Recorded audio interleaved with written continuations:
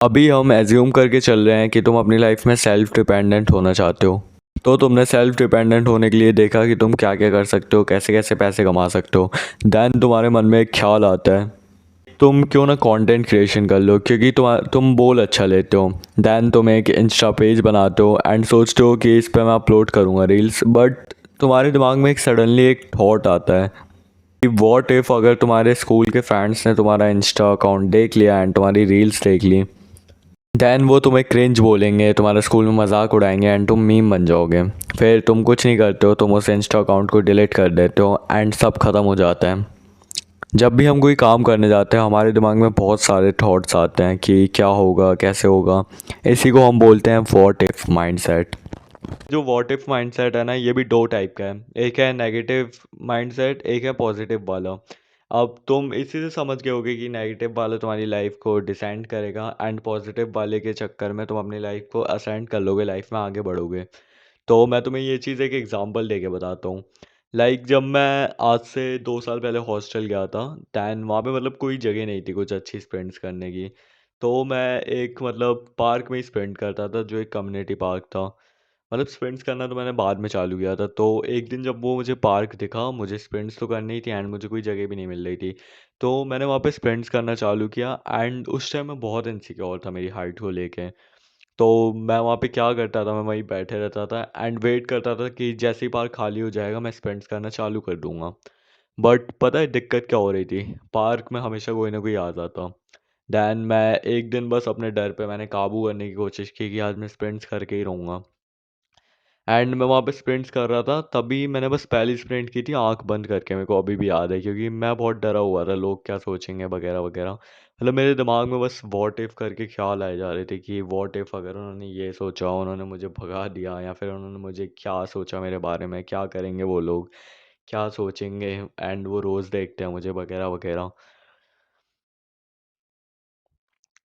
But पता है एक चीज़ थी, जैसे ही मैंने स्प्रिंट की एक अंकल बोलते हैं कि बेटा ऐसे एक साथ पूरी ताकत के साथ दौड़ोगे तो तुम ज़्यादा तेज़ नहीं दौड़ पाओगे, मतलब ज़्यादा देर तक नहीं दौड़ पाओगे। अंकल ने बोला कि जॉगिंग करो।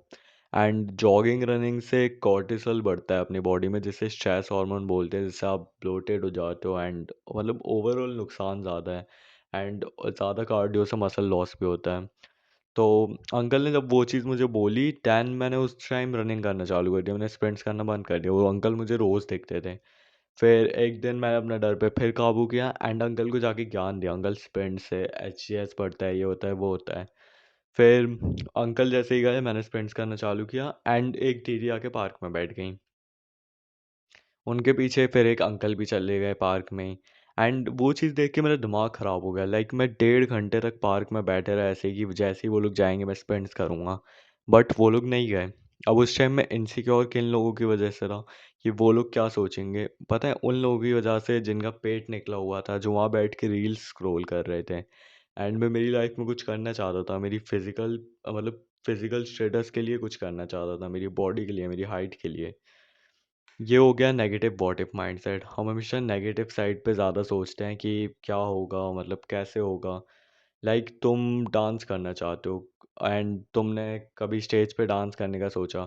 उसके पहले वाले दिन तुम बहुत कुछ सोचोगे कि क्या होगा अगर मेरा डांस अच्छा नहीं हुआ, लोग मेरे बारे में क्या सोचेंगे एंड स्टेज पे मुझे इतने लोग देखेंगे। बट तुम कभी ये नहीं सोचते, मैं पॉजिटिव माइंडसेट की बात कर रहा हूँ अब। तुम कभी ये नहीं सोचते कि क्या होगा अगर उन्हें सबको मेरा डांस अच्छा लगा, सबको मेरा डांस पसंद आया, मैं वहाँ से स्टेट लेवल पे चले गया, मैं बड़ा सुपरस्टार बन गया, क्या पता इस डांस परफॉर्मेंस ने मेरी लाइफ बदल दी। ऐसे ही मेरे साथ भी हो रहा था।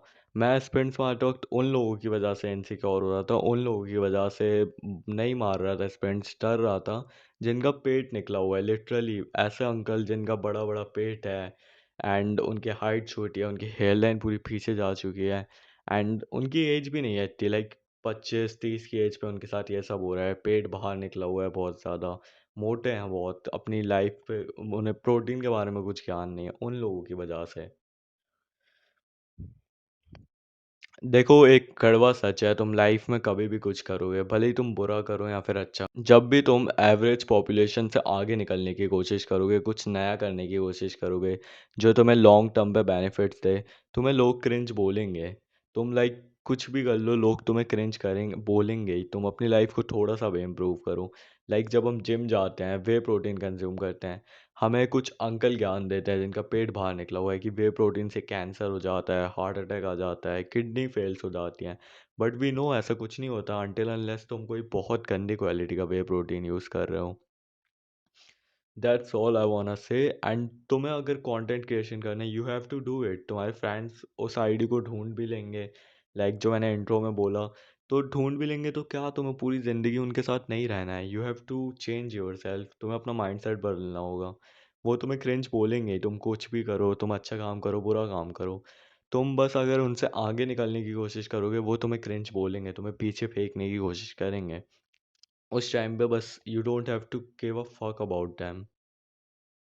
तो व्हाट इफ माइंडसेट से बाहर निकलो, वरना तुम एवरेज बन के ही रह जाओगे। And thanks for watching.